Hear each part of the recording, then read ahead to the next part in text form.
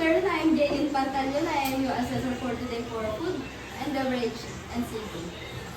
I would like to acknowledge my presence of Windy Manangite, our assessment center, and Dave Antonio, our assessment center manager, and Ashley Dayan, our TESDA representative from TESDA province, Provincial. Please present, please present to me your admission slip.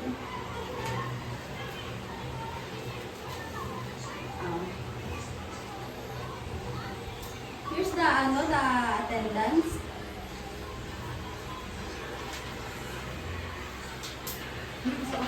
Please sign here for attendance.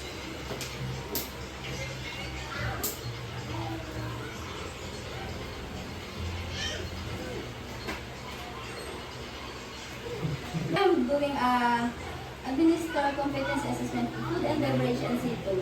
This qualification level with 4 competencies. 6 core competencies: prepare dining or restaurant for service, welcoming guests and take food beverage orders, promote food and provide food beverage and services to guests, provide room service and receive result handle the questions. Christine, something to perform. Yes, go. Hello, may I order tips and nesting?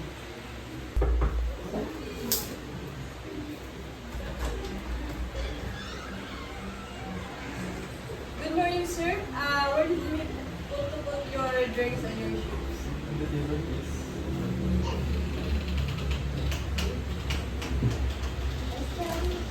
Is there anything else that I can assist you today, sir? Not, thank you. Thank you. Daniel Castro, are you ready to perform? Yes. Hello, may I order drinks and tips from 2001 room? Thank you.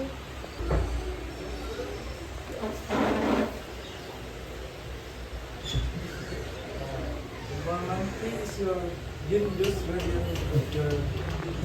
In the table, please. Ma'am, do you want anything else? No, thank you. Thank you very much. Ito ang tanong sa iyo, Miss Santillan. Paano mo ma-handle yung guest na merong reklamo at merong maling bigay ng food sa inyo sa mabagal na service niyo? Okay, ma'am. O una po yung gagawin ko is, tatanong ko muna kung ano po yung concern niya po. And then, syempre po ako, kung mag-handle ako ng guest na may concern, syempre po, ikakano ko po yung sarili ko, and tatanong ko kung ano yung concern niya. And then, ayun, pag-uusapin po namin kung ano po yung mga mali niya. And then, kung may mali lang siya na order or na ibigay doon, papalitan na lang po namin. Natin na lang sa'yo rin yung kaso. Paano mo ma-handle yung may guest na merong reklamo about sa service na mabagal sa inyo at sa maling na ibigay nyo? Ito na, pumahan lang po yung food sa kapag ka naman gawin. Miss Santillan, I'm glad to tell you that you are passed the NC2 Food and Beverage Services. Maganda ang performance mo, nagawa mo ng maayos yun. Yung certificate, sasenda lang siya via email.